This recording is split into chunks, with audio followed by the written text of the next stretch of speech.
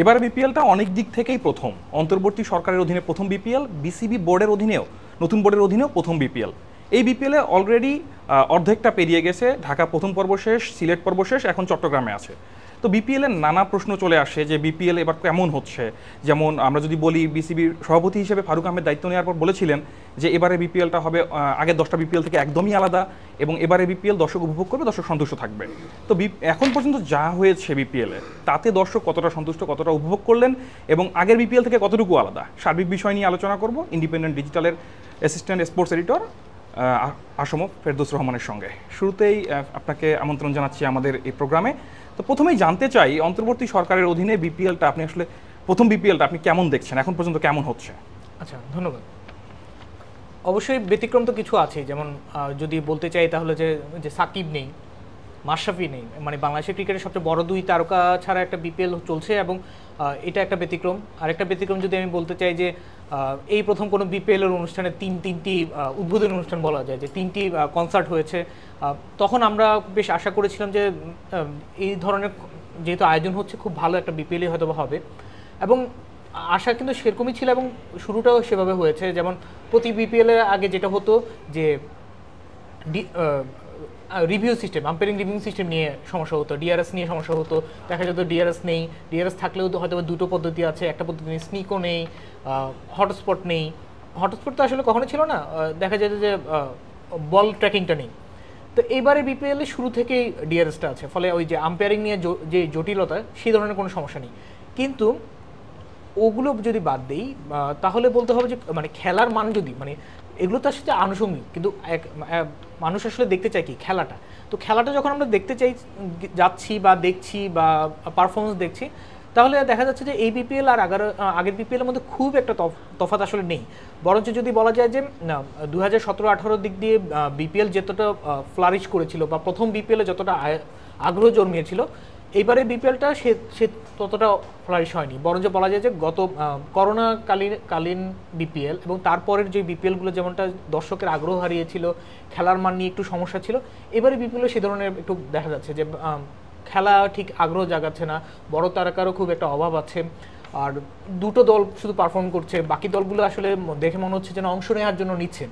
মানে শেষ পর্যন্ত মাঠের খেলাটা যদি ভালো না হয়, যদি পারফরমেন্স ভালো না হয়, আর যদি আর বিনোদন খেলার মধ্যে বিনোদন আসলে কি পারফরমেন্স, ছক্কা, 4 উইকেট, বলারের আনন্দ বা বলারের সেলিব্রেশন, এইসব সব কিছু মিলে একটা প্যাকেজ। তো খেলাটা যদি সেটাতে খুব একটা বেশি গুরুত্ব না থাকে, সেটা যদি ভালো না হয়, তাহলে আসলে খুব বেশি আগের চেয়ে খুব বেশি আলাদা করা যাচ্ছে না। আপনি বলছিলেন যে আগের চেয়ে এবারে বিপিএলকে আলাদা করা যাচ্ছে না। এর আগেও আমরা দেখেছি বিপিএল অনেক ধরনের বিতর্ক হয়েছে। তো এই নিয়ে বিপিএলকে অনেকে ফেসবুকে মজা করে বিতর্ক প্রিমিয়ার লিগ, বিনোদন প্রিমিয়ার লিগ, এই বিনোদনটা অবশ্য নেগেটিভ অর্থে তারা বলেছিলেন। তো এইবারে বিপিএলটা কি সেই বিতর্কটাকে এড়াতে পেরেছে, নাকি আগের মতোই আছে? আপনি কি মনে করেন এখানে?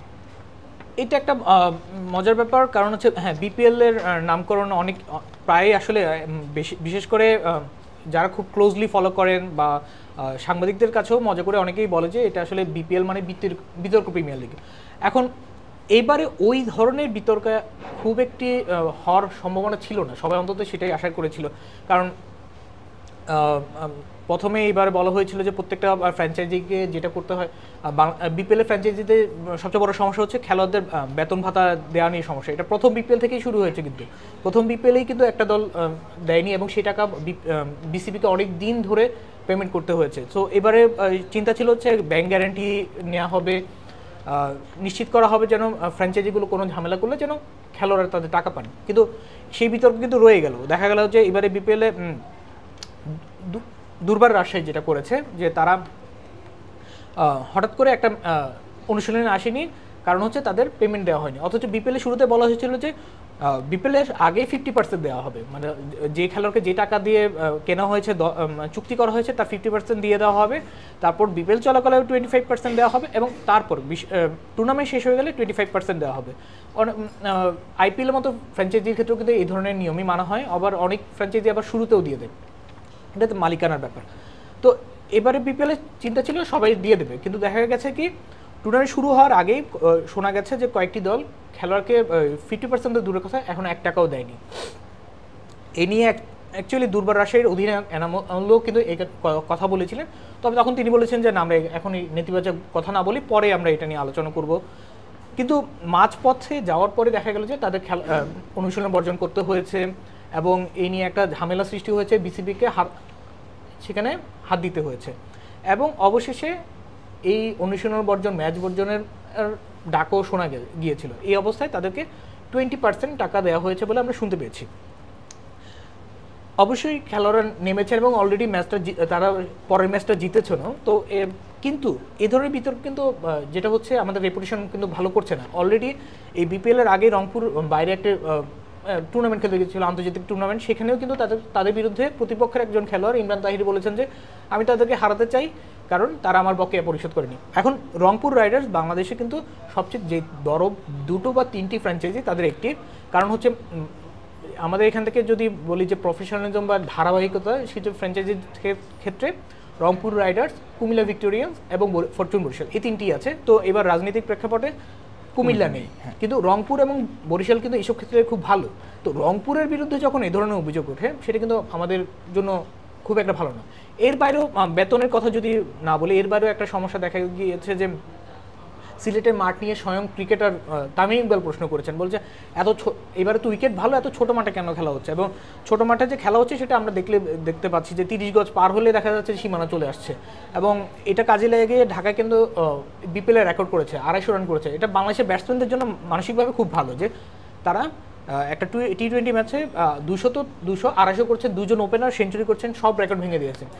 কিন্তু এটা বলারের মানসিকতা খারাপ করছে। এবং আরেকটা যেটা ব্যাপার হচ্ছে, ব্যাটসম্যানের মানসিকতা যতই ভালো হোক না কেন, যে এখানে যেগুলো ছক্কা হচ্ছে সেটা যখন বাইরে গিয়ে তারা মারবেন বা জাতীয় দলের জন্য মারতে গিয়ে দেখা যাবে যে কী ব্যাপার, আমি তো ছক্কা মারলাম কিন্তু এটা ক্যাচ ধরলো কি যাচ্ছে। হ্যাঁ, তো এইসব ছোটোখাটো বিষয়গুলো এড়ানো গেলে, আর বেতনের ব্যাপারটা যেটা সেটা খুবই দুঃখজনক, কারণ আগের বোর্ডের ক্ষেত্রে বলা হতো বোর্ড ফ্র্যাঞ্চাইজিকে বাড়তি সুবিধা দেয়, কিন্তু এবার তো ফ্র্যাঞ্চাইজিগুলো বাড়তি সুবিধা পাওয়ার কথা ছিল না। অন্তর্বর্তী সরকারের আমলে সব ফ্র্যাঞ্চাইজি ভালো আচরণ করবে, নীতিগতভাবে সৎ থাকবে, এটাই আশা করা হচ্ছিল।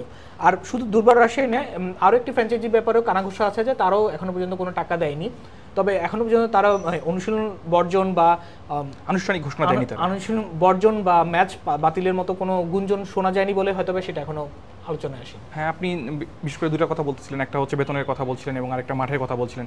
এর বাইরে শুরুর দিকে দর্শক নিয়ে একটু টিকিট নিয়ে একটু ঝামেলা হয়েছিল, বিতর্ক হয়েছিল। তো প্রতিবার বিপিএল আসলে এই যে বিতর্কগুলো হচ্ছে, এগুলো কি কোনোভাবে এড়ানো যায় না? কেন প্রতিবারই বিপিএলগুলো হয়, বিতর্কগুলো হয় বিপিএলে? এটা আসলে বিপিএলের হচ্ছে ফ্র্যাঞ্চাইজিগুলো প্রফেশনালিজম যে সমস্যাটা, সেটা কারণ হচ্ছে কি, বিশ্বের যে কোনো লিগের কথা চিন্তা করুন, সেখানে হচ্ছে দলগুলো আসে কিন্তু থাকার জন্য, অর্থাৎ মালিকানা। হ্যাঁ, আইপিএলে এমন কিছু দল ছিল যে হয়তো বা চলে গেছে, যেমন কোচি টিমটা চলে গিয়েছে, তাদের কোচি টাস্কার্স হারিয়ে গেছে, পুনে হারিয়ে গেছিল, এরকম 2-1টা টিম এসেছে চলে গেছে, কিন্তু বাকি 8টা টিম কিন্তু শুরু থেকেই ছিল, এখনও আছে। ফলে তাদেরকে এটাকে মনে করে হচ্ছে তাদের লেগাসি, যে এবং এটাকে ব্র্যান্ড হিসেবে কল্পনা করে। আপনি যদি শাহরুখ খানের কথা চিন্তা করেন, কলকাতা নাইট রাইডার্সকে তিনি কিনেছিলেন মাত্র 80 বা 90 কোটি দিয়ে। এখন আপনি সেটা যদি বিক্রি করতে যান, মিনিমাম আপনি 15,000 কোটি টাকার প্রাইস পাবে, এর চেয়ে বেশিও পেতে পারে, কারণ শাহরুখ খানের ব্র্যান্ড যুক্ত হয়েছে এখানে। এর মানে কি, উনি একটা ব্র্যান্ড ক্রিয়েট করেছেন, এটার ব্র্যান্ড বাড়িয়েছেন, অর্থাৎ কারণ হচ্ছে উনি এটাতে বিনোদন বিনিয়োগ করেছেন, উনি পরিকল্পনা করেছেন। কিন্তু আমাদের ফ্র্যাঞ্চাইজিগুলোর ক্ষেত্রে কি হয়, তারা আসে, তারা 2-1টি ফ্র্যাঞ্চাইজি বাদে আর কেউ প্রফেশনালিজম দেখায় না, তারা বেতন দেয়, গরিমসি করে, তারা আসে চলে আসে। এবং বাংলাদেশে অনেকগুলো ফ্র্যাঞ্চাইজির ক্ষেত্রে দেখা যায় যে সন্দেহ থাকে যে তার হয়তো স্পট ফিক্সিং বা ম্যাচ গড়াপেটার সঙ্গে জড়িত আছেন। এবারে বিপিএল আমরা আশা করছিলাম এই ধরনের কিছু হবে না, কিন্তু শুরু থেকে বেশ কয়েকটি ম্যাচে বোলারদের বা ব্যাটসম্যানদের কিছু আচরণ দেখে সন্দেহ জেগেছে। এবং মজার ব্যাপার হচ্ছে, যখনই সন্দেহ জেগেছে দেখা গেছে যে ওই নির্দিষ্ট খেলোয়াড়টি হচ্ছে হয়তোবা কোনো T10-এ খেলেছেন। এখন আন্তর্জাতিক ক্রিকেটের T10 লিগগুলোকে সবসময় সন্দেহের দৃষ্টিতে দেখা হয়, ভাবা হয় যে এই T10 লিগগুলো চালুই হয়েছে শুধুমাত্র ম্যাচ গড়াপেটা স্পট ফিক্সিংয়ের জন্য, জুয়ার জন্য। এবং বাংলাদেশে এখন পর্যন্ত যেই ম্যাচগুলোতে কোনো সন্দেহজনক আচরণ হয়েছে, দেখা যাচ্ছে ওই খেলোয়াড় কোনো না কোনো T10 লিগে কখনো না কখনো জড়িত এসেছেন। এই যে এইসব ক্রিকেটার খেলানো, তারপর হচ্ছে বাংলাদেশে ভালো বিদেশি ক্রিকেটার, যে T20 ম্যাচ চেঞ্জ করে দেয় হচ্ছে কিছু স্পেশাল ক্রিকেটার, সেটা আইপিএল বলুন, পিএসএল বলুন, বা এসএ-টি20 লিগ বলুন, বা ক্যারিবিয়ান লিগ বলুন, সেখানে সবখানে কিন্তু বিদেশি খেলোয়াড়দেরকে এই ব্যাপারে দায়িত্বটা দেওয়া হয়। কিন্তু বাংলাদেশে দেখুন বিদেশি খেলোয়াড় যদি বলুন, ভালো বিদেশি খেলোয়াড় এখন কি আছে? অ্যালেক্স হেলস চলে গেছেন, শাহিন-শাহ আফ্রিদি চলে গেছেন, মায়ার্সকে আমি ওই কোয়ালিটি বলবো না, কিন্তু বাংলাদেশের কোয়ালিটিতে যথেষ্ট ভালো, তিনিও চলে গেছেন। তো ফলে এখন বাংলাদেশে বিদেশি ভালো খেলোয়াড় না, বিদেশি খেলোয়াড় দিয়ে কোটা পূরণ করা হচ্ছে, কিন্তু ম্যাচ চেঞ্জ করে দেওয়ার মতো হয়তো 2 বা 3 জন খেলোয়াড় আছে। আর মানে 6টা ফ্র্যাঞ্চাইজি মিলে বা 7টা ফ্র্যাঞ্চাইজি মিলে মাত্র 3-4 জন বিদেশি খেলোয়াড়, এটা আসলে একটা লিগের কোনো প্রফেশনালিজম বলে না, বা তার ব্র্যান্ড ভ্যালুকেও বাড়ায় না। আপনি দুটো বিষয় বলছিলেন এখানে, একটা বিদেশি খেলোয়াড়, একটা হচ্ছে প্রফেশনালিজম। আমাদের এই ফ্রাঞ্চাইজিগুলোর মধ্যে কেন প্রফেশনালিজম দেখা যায় না, এবং আমাদের এই বিদেশি খেলোয়াড়দের অভাব কেন দূর হচ্ছে না? মানে প্রতিবার আমরা কেন বিদেশি খেলোয়াড়, দিন যাচ্ছে আমরা আরও মানে দেখা যাচ্ছে লোয়েস্ট মানে খেলোয়াড় নিয়ে আসতেছি কেন? আচ্ছা, প্রফেশনালিজম দাঁড়াচ্ছে না কারণ হচ্ছে আমাদের এখানে যারা মালিক আছেন, যারা ফ্র্যাঞ্চাইজ আছেন, তাদের মধ্যে কারোরই হচ্ছে তারা নিশ্চিত না যে পরের বিপিএলে তারা থাকবেন কিনা। একসময় শুধু কুমিল্লা ভিক্টোরিয়ান্স ছিল, রংপুর ছিল, ফরচুন বুরুচার শুরু করেছে। তো কুমিল্লা ভিক্টোরিয়ান্সের ক্ষেত্রে বিদেশি ক্রিকেটাররাই প্রশংসা করেছে যে হ্যাঁ দেখেন তাদের পরিকল্পনা আছে, তারা এইবার আমাকে নিয়েছে এবং তারা অলরেডি আমার সঙ্গে কথা বলে রেখেছে যে আগামী বিপিএলে আমি যেন তাদের সঙ্গে খেলি, যেটা ফরচুন বরিশালও করছে, রংপুরও করে। তো কারণ হচ্ছে তারা জানে যে পরের বিপিএলও খেলবে, তাদের একটা লিগাসি ক্রিয়েট করতে হবে, তাদের একটা ব্র্যান্ড। বাকি কোনো ফ্র্যাঞ্চাইজির মধ্যে সেই আগ্রহটা দেখা যায় না। এমনও আমরা শুনেছি যে বিভিন্ন ফ্র্যাঞ্চাইজি আসলে নামে ফ্র্যাঞ্চাইজি কিনেছেন, কিন্তু টুর্নামেন্ট শুরু হওয়ার আগে তারা ফ্র্যাঞ্চাইজির মালিকানা আড়ালে আবডালে অন্য কারো কাছে বিক্রি করে দিয়েছেন। সেটা ব্যবসায়ীর ক্ষেত্রে হতে পারে, যে কোনো ব্যবসায়ী এটা হতেই পারে, মানে আপনি কম দামে বিক্রি করে বেশি টাকা সেল করে দিলেন, সেটা হতেই পারে। কিন্তু আপনি যদি বিপিএলকে চিন্তা করেন, আপনি যদি ব্র্যান্ড হিসেবে দাঁড়াতে চান, এটা কিন্তু আপনি করতে পারেন না। যেখানে ভারতের কথা বাদ দিলাম, ভারত একদম টোটালি আউট অফ রিচ। এখন পিএসএল অনেক সমালোচনা হয়, কিন্তু কোনো ফ্র্যাঞ্চাইজি এখনও পর্যন্ত চেঞ্জ হয়নি। এসএ-20 মাত্র শুরু হয়েছে, কিন্তু তারাও দাঁড়িয়ে গেছে। এই যে এসএ-টি20, আইটিএলটি এবং এটার সঙ্গেই কিন্তু জড়িত হচ্ছে খেলোয়াড়রা কেন পাচ্ছি না। আগে বাংলাদেশের প্রিমিয়ার লিগের সঙ্গে পাকিস্তান প্রিমিয়ার লিগের একটা সম্পর্ক হয়ে যেত, যেটা মানে প্রায় একই সময় কাছাকাছি হতো। তো বাংলাদেশের যেহেতু বিদেশি ক্রিকেটের আসা মানে হচ্ছে পাকিস্তান এবং আফগানিস্তান, তো পিএসএল শুরু হলে তাদের বড় একটা চাঙ্ক ওখানে চলে যেত।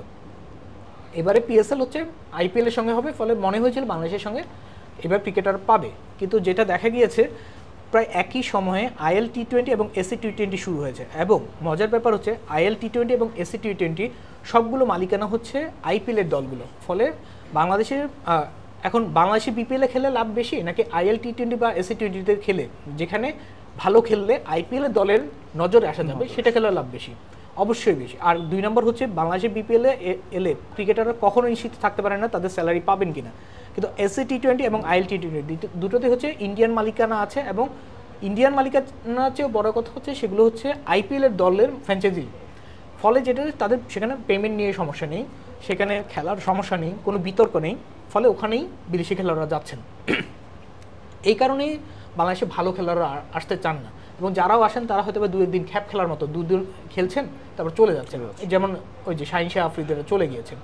এই কারণেই বাংলাদেশে হয় সূচিটা চেঞ্জ করতে হবে, নইলে বিসিবিকে প্রফেশনালিজম আনতে হবে, যেন ভালো বিদেশি ক্রিকেটার বিপিএলে আসেন। কারণ ভালো বিদেশি ক্রিকেটার যদি না খেলেন, তাহলে বিপিএল খেলার মেইন উদ্দেশ্যটা কি? বাংলাদেশের ক্রিকেটারের মান উন্নয়ন। তাহলে ভালো বিদেশি ক্রিকেটার যদি না খেলেন, তাহলে আসলে মান তো আর উন্নয়ন হচ্ছে না। আপনাকে ধন্যবাদ।